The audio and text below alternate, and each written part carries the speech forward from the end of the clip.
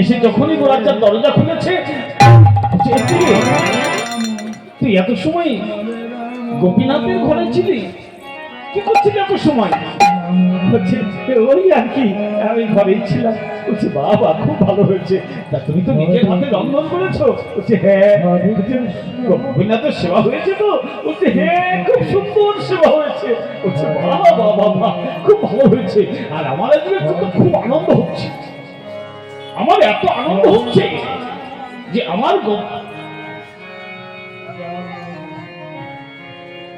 আমার এত আনন্দ হচ্ছে যে আজ আমার গোরা নিজের হাতে রন্ধন করে গোপীনাথের সেবা দিয়েছে, আর আমি আমার গোরাচাঁদের হাতে রন্ধন গোপীনাথের প্রসাদ আজ আমি সেবা দেব। দাও তো বাবা, কেমন রন্ধন করেছ? খুব ক্ষুধা পেয়েছি জানো বাবা। সেই সকালে ঘর থেকে বেরিয়ে আজ এমনিতে মাধবগিরি করতে অনেকটা বিলম্ব হয়ে গেছে, তারপরে আবার হাঁটতে হাঁটতে সেই বন্ধুর বাড়ি গেছে। দেখি দেখি ভোগের খেলাটা দাও তো। পিতা প্রসাদ তো নেই কেন? প্রসাদ নেই কেন? প্রসাদ তো ফুরিয়ে গেছে। প্রসাদ ফুরিয়ে গেছে তা কি করে হয়নি? আমি তো প্রতিদিন যা মাধবগিরি করে পাই তার থেকে আজ একটু বেশি পেয়েছি। এত প্রসাদ ফুরাবে কি করে? কাকে দিয়েছিস? ওই তো গোপীনাথকে দিয়েছি, প্রসাদ ফুরিয়ে গেছে। প্রসাদ আচার নেই। প্রসাদ নেই। শঙ্করা আমার সঙ্গে একদম ছলনার আশ্রয় নেবে। আমি সেই সকালে বেরিয়েছি, সারাদিন ধরে আজ শুধু হেঁটেছি, এখন খুব ক্ষুধা পেয়েছে। এখন সত্য করে বল, প্রসাদ খেয়ে এসেছিল, কাকে দিয়েছিস? কাকে দিয়েছিস তুই সত্য করে বল। না না কেউ আসেনি। বলছে কেউ আসেনি, তাহলে প্রসাদ কি করেছিস? দেখি দেখি আগে ভোগের থালাটা দেখাতো দেখি। বলছে না না প্রসাদ নেই। সত্যি সত্যি তো ভোগের থালা খালি, কিন্তু রন্ধন তো করেছিস, এই যে পাশে লেগে রয়েছে, রন্ধন করেছিস, গোপীনাথের সেবাও দিয়েছিস, তাহলে প্রসাদ গেল কোথায়? শরণ গোপী গোরা, তোকে এখনো বলছে তুই সত্য কথা বল, প্রসাদ কাকে দিয়েছিস? কে এসেছিল বাড়িতে? কে কি করেছিস? সত্য করে বল। গোরা বলছে পিতা আমি তোমায় সব কিছু বলবো, কিন্তু প্রসাদের কথা আমি তোমায় বলতে পারবো না পিতা। আমাকে প্রসাদের কথা একদম জিজ্ঞাসা করবে না, এই প্রসাদের কথা আমি তোমাকে একদম বলবো না। প্রসাদের কথা বলবি না? সে কি? আমি না তোর পিতা। বাবা পিতার কাছে কি কখনো কিছু লুকোতে হয়? কিছু লুকোতে নেই, পিতার কাছে সবসময় সত্য কথা বলতে হয়। বলো বাবা প্রসাদ কি করেছো? কাকে দিয়েছো? কে এসেছিল? বলো বাবা, কিছু লুকাতে নেই, পিতার কাছে মিথ্যা বলতে নেই। বলছো তো পিতা আমি প্রসাদের কথা তোমায় বলতে পারবো না। আমার উপর মাথায় রক্ত তুই যখন আমার সন্তান আর আজ আমার সম্মুখে দাঁড়িয়ে বলছিস তুই সত্য কথা বলতে পারবি না, তাহলে আমিও প্রতিজ্ঞা করছি তোর মুখ থেকে আমি সত্য কথা আদায় করে তবেই আমি ছাড়বো। তা না হলে আমি তোর পিতাই নই। আমি যদি তোর মুখ থেকে সত্য কথা আদায় করতে না পারি তাহলে আমি তোর পিতা নই। বল প্রসাদ কি করেছিস? কাকে দিয়েছিস? বল বল সত্য কথা বল। তুমি আমার ছেলে তুমি একটা দিনের জন্য তুমি আমার ছেলে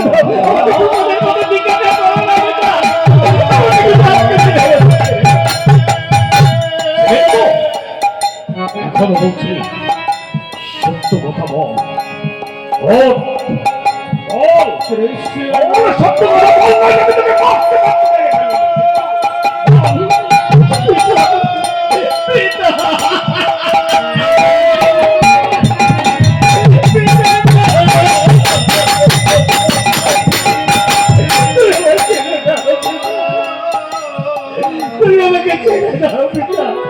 আমি তোমার সত্য কথা বলতে পারবো না পিতা, শুধু আজকের দিনের মতো তুমি ক্ষমা করে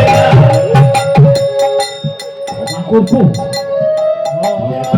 সত্য কথা বলবি না এই করলে এই জন্যই সেই ছোট্টবেলা থেকে এত কষ্ট করে তোকে বড় করেছি, শুধু এই দিনটা দেখবার জন্য।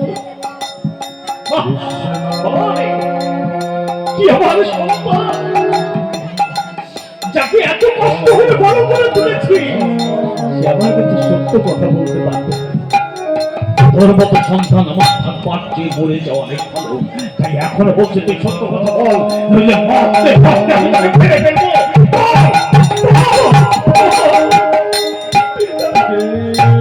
তোমার খবর আমি আর কইতে পারছি না পিতা, তুমি আমাকে আর তোমার বলো না, আমি আর কইতে পারছি না পিতা, আমাকে ছেড়ে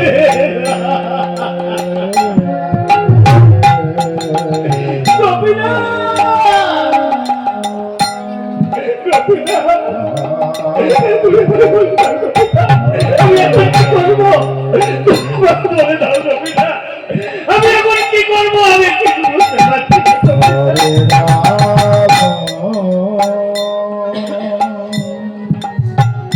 অভিনবের চরম থেকে চুলে কুটি করে তুলে দিয়েছে।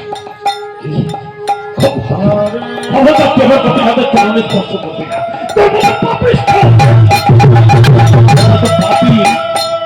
আমার গোপীনাথের চরণে স্পর্শ করবার অধিকার নেই। যে পিতার কাছে মিথ্যা বলতে পারে সে আমার গোপীনাথের চরণে স্পর্শ করছে। কি করেছিস? প্রসাদ কাকে দিয়েছে?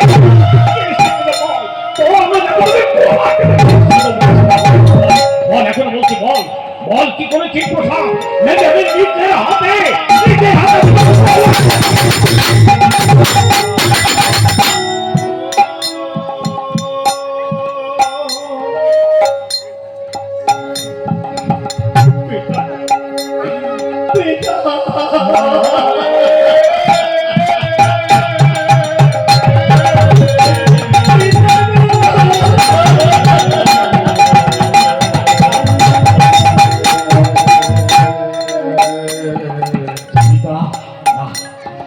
আমি তোর পিতা নই, আমি তোর পিতা নই, আমি শুধু তোর কাছে সত্য কথা বলবো।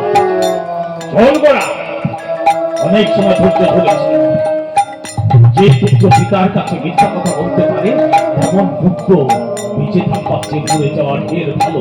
তাই আমি তোকে নিজের হাতে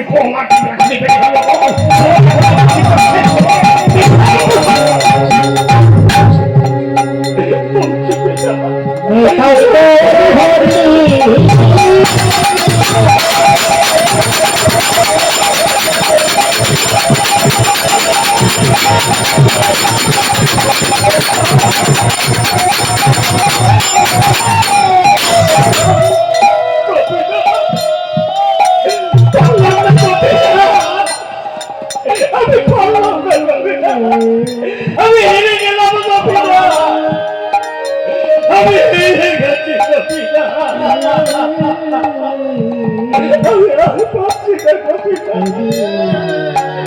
আমি আর পাচ্ছি না, আমি আর পাচ্ছি না।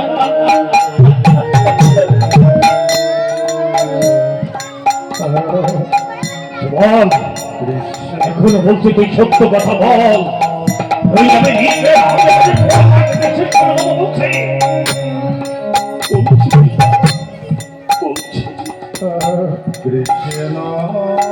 ঠিকই বলেছি, আমি নিজের হাতে রন্ধন করেছিলাম কেন পিতা, আমি নিজের হাতে রন্ধন করে আমি গোপীনাথের সেবা দিতে এসেছিলাম। কিন্তু জানো পিতা, তুমি তো কোনোদিন আমাকে গোপীনাথের সেবা কিভাবে দিতে হয় শিখাওনি, কিভাবে রন্ধন করতে হয় তুমি আমাকে কখনো শিখাওনি। তাই আমি যখন রন্ধন করে গোপীনাথের সেবা দিতে এসেছিলাম, গোপীনাথ কিছুতেই সেবা করছিল না, কিছুতেই সেবা করছিল না। আমি জানি, আমি ভেবেছিলাম গোপীনাথের সেবা না করলে তুমি আমায় প্রহার করবে,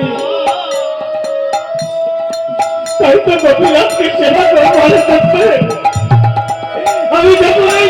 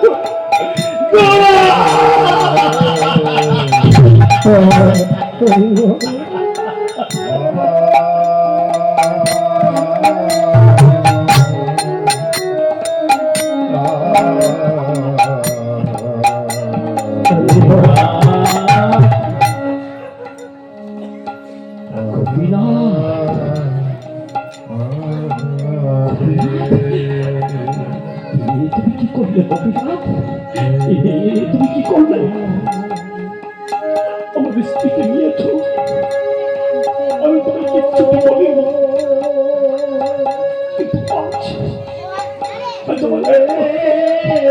আমার একমাত্র সন্তান আমি পিতা আমার একমাত্র সম্পদ তুমি আমার কাছ থেকে নিয়ে গিয়েছ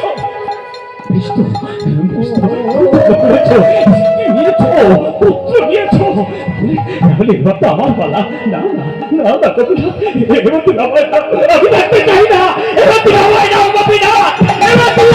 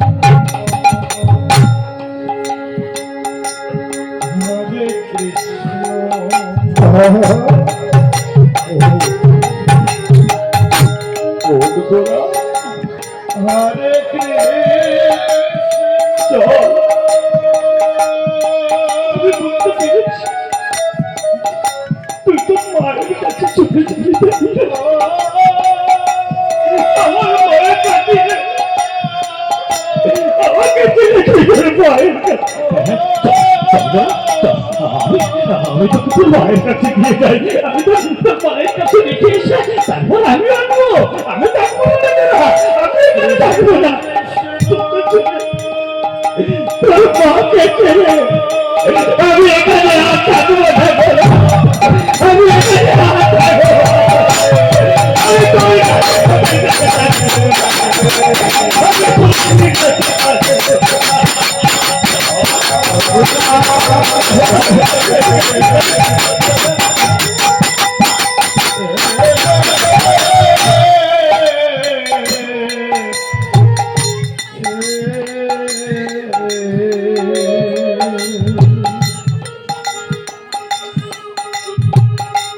হরে রাম গোবিন্দ ঘোষ গোরাচাঁদকে নিয়ে গঙ্গার পাড়ে গঙ্গার তীরে যেখানে তার মাকে সমাধিস্থ করেছিল তার মায়ের পাশে গোরাচাঁদকে শুয়ে দিলেন। গোরাচাঁদকে শুয়ে দিয়ে নয়ন পানি চলাতে চলাতে এসেছি গোপীনাথ মন্দিরে।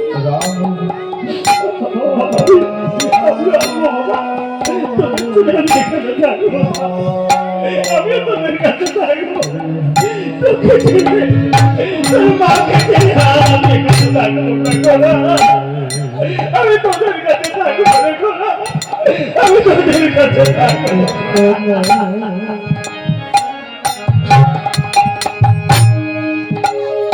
সেই গোপীনাথ মন্দিরের বারান্দায়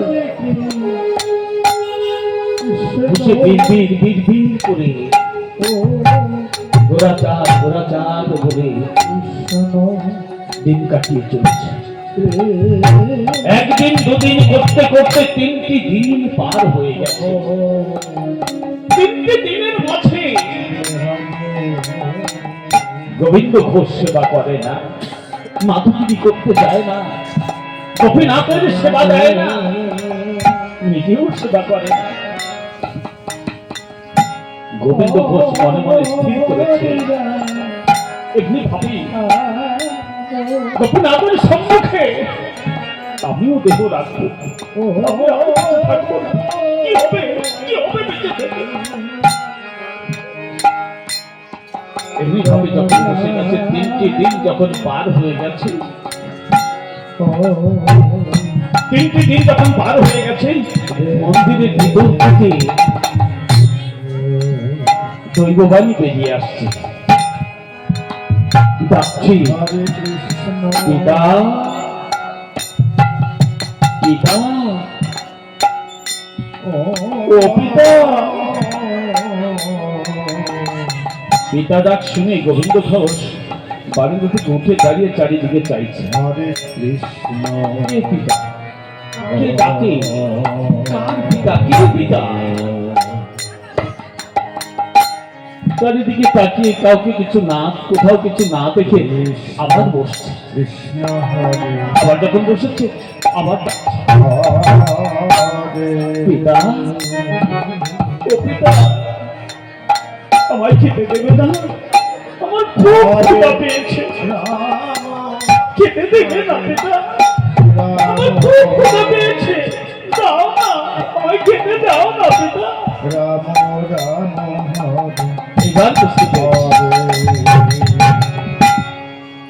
এবার গোবিন্দ বুঝতে পেরে কে পিতা? কে তোমার পিতা? আমি তোমার পিতা? আমি তোমার পিতা? আমি তোমার পিতা নই। আমার পুত্র ছিল একমাত্র আমার গোরাচাঁদ, আমার পুত্র ছিল আমার গোরাচাঁদ, যে কিনা সারাটা দিন মাধুরী করে যখন আমি ঘরে ফিরতাম পিতা পিতা বলে আমার গলাতে জড়িয়ে ধরত, আমার সারাদিনের কাজ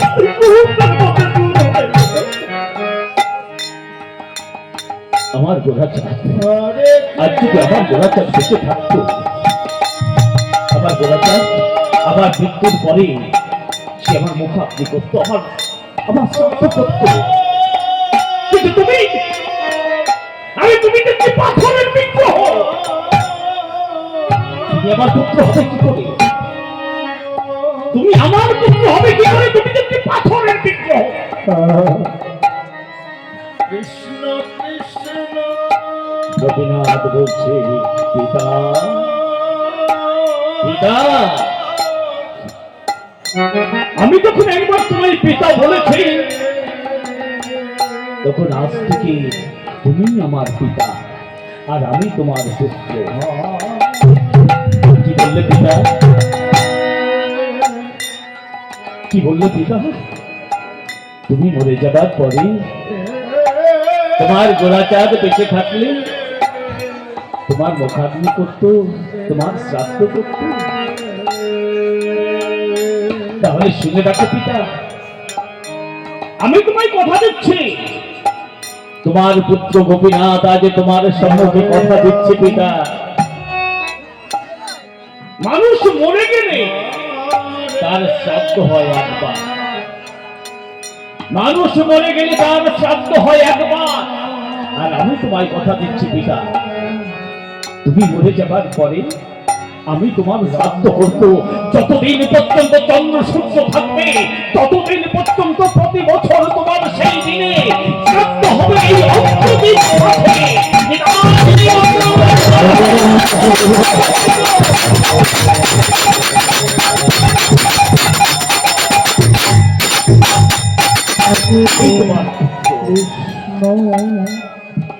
যতদিন চন্দ্র সূর্য থাকবে ততদিন পর্যন্ত তোমার মৃত্যুদিনে প্রতি বছর এই অগ্রদীপে তোমার শ্রাদ্ধ বাসন পালিত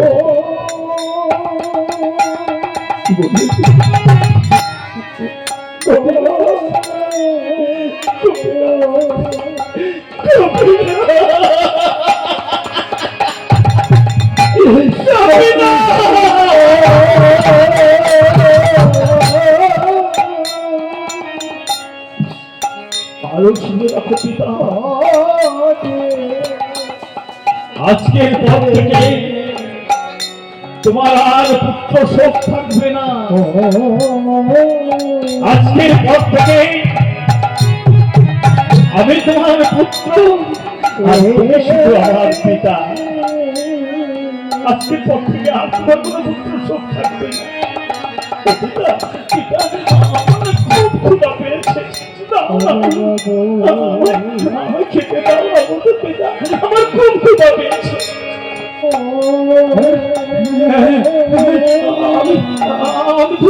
আমি তো সেবা করছি, 3 দিন পার হয়ে গেছে, 3 দিনের মধ্যে তোমার সেবা আমি এক্ষুনি যাচ্ছি। গোবিন্দ ঘোষ ছুটতে ছুটতে চলেছে নগরীর মাঝে। প্রতিদিন তিনি যেভাবে নগর থেকে মাধুকিরি করে এনে সেবা দেন, ঠিক তেমনি ভাবে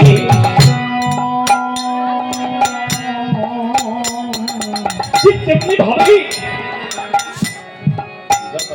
কৃষ্ণ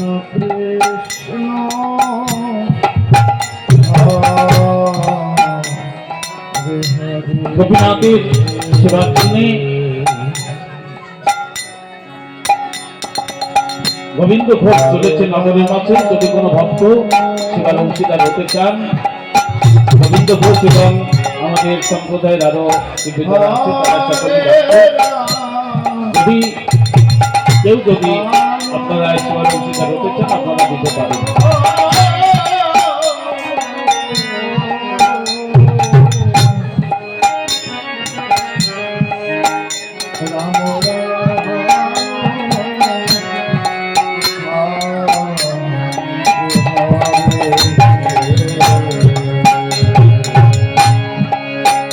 হরে কৃষ্ণ হরে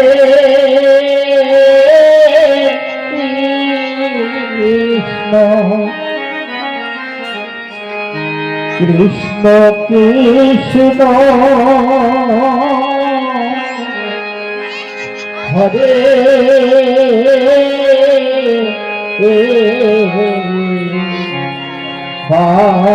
হরে হরে রাম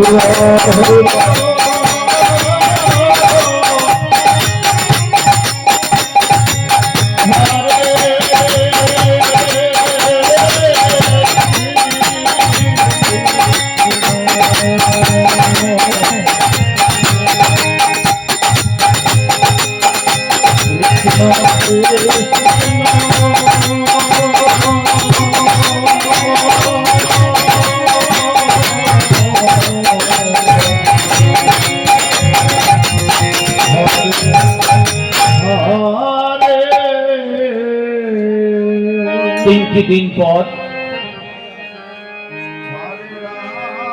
গোবিন্দ ঘোষ নগর থেকে মাধবগিরি করে এনে নিজের হাতে রন্ধন করে গোপীনাথের সেবা দিচ্ছে। নাও গোপীনাথ না, তিনটি দিন পার হয়ে গেছে, তিনটি দিনের মাঝে তোমার সেবা হয়নি। নাও গোপীনাথ, তুমি সেবা করো। এবার থেকে গোবিন্দ ঘোষ নিজের হাতে গোপীনাথকে কিভাবে তার সন্তান তার ছেলেকে নিয়ে কিভাবে সেবা করাবে, এমনি ভাবে সেবা করাতে করাতে দীর্ঘদিন হয়ে গেছে। গোবিন্দ ঘোষের আর কোনো সুখ নেই, পুত্র সুখ বলে কিছু নেই। এখন আনন্দের সঙ্গে প্রতিদিন গোবিন্দ ঘোষ মাধবগিরি করে এনে নিজের হাতে রন্ধন করে গোপীনাথের সেবা দিয়ে গোপীনাথের নাম গান করে দিন কেটে চলেছে। এমন ভাবে চলতে চলতে হরে হরে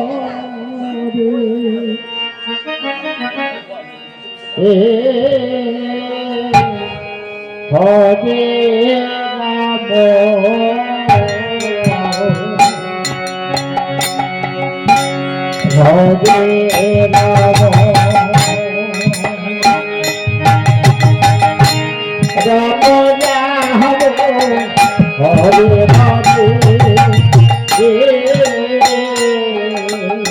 এমন ভাবে চলতে চলতে দীর্ঘদিন হয়ে গেছে।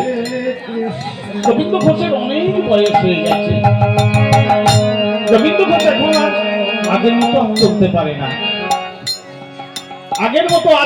পারে না, তাই গোবিন্দ ঘোষ এখন একজন পূজারী রেখেছে। সেই পূজারী কৃষ্ণ, তিনি গোপীনাথের সেবা দেন, রন্ধন করে ভোগ রন্ধন করে গোপীনাথের সেবা দিয়ে তারপরে সেই প্রসাদ গোবিন্দ ঘোষের কাছে তুলে দেয়। গোবিন্দ ঘোষ ঘরে বসে গোপীনাথের প্রসাদ সেবা নিয়ে এমন ভাবে দিন কেটে চলেছে। অতি বৃদ্ধ হয়ে গেছে, এত বৃদ্ধ হয়ে গেছে যে ঘর থেকে গোবিন্দ ঘোষ আর বের হতে পারে না। এমন ভাবে যখন দীর্ঘদিন হয়ে গেছে গোবিন্দ ঘোষ তুমি কেন আমাকে এমন ভাবে বাঁচিয়ে রেখেছো? আমি আর কতদিন এমনি ভাবে তোমার কাছে থেকেও আমি তোমায় দর্শন করতে পারি না। আমি তো এভাবে বেঁচে থাকতে চাই না গোপীনাথ, আমি এমন ভাবে থাকতে চাই না। তাই আজ গোবিন্দ ঘোষ মনে মনে স্থির করেছি, আমি আজ গোপীনাথের কাছে যাব, আমি গোপীনাথের চরণ তলে যাব, আমি গোপীনাথের চরণ তলে গিয়ে গোপীনাথের চরণে আশ্রয় নেব।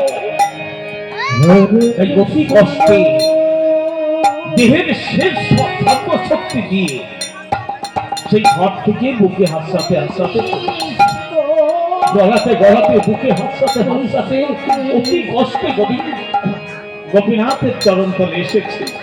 গোপীনাথের চরণ তলে এসে বলছে, হে গোপীনাথ, আমি তোমার দর্শন না করে আর থাকতে পারছি না গোপীনাথ। আজ কতদিন হয়ে গেছে, আমি এভাবে আর বাঁচতে চাই না গোপীনাথ। আমাকে তোমার চরণে আশ্রয় দাও গোপীনাথ, আমাকে তোমার চরণে আশ্রয় দাও, আমি তোমার ছেলে আর যাবো না গোপীনাথ, আমাকে তোমার চরণে আশ্রয় দাও। ধীরে ধীরে গোপীনাথের চরণ তলে, গোপীনাথের চরণে মাথা রেখে গোবিন্দ ঘোষ দেহ রাখলেন।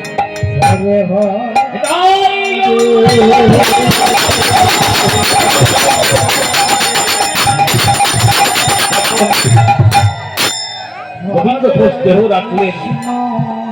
গোপীনাথের কৃপায়, গোপীনাথের কৃপায় সমস্ত নগরে নগরে সংবাদ পৌঁছে গেছে, সমস্ত নগরে সংবাদ পৌঁছে গেছে যে অগ্রদ্বীপে গোপীনাথের সেবক গোবিন্দ ঘোষ দেহ রেখেছে, সেখানে যেতে হবে।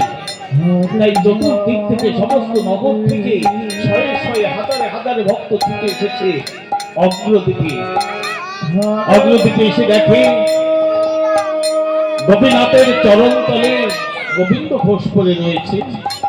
তাই সমস্ত ভক্তরা গোবিন্দ ঘোষের দেহটি নিয়ে গেলেন সেই গঙ্গার পারে।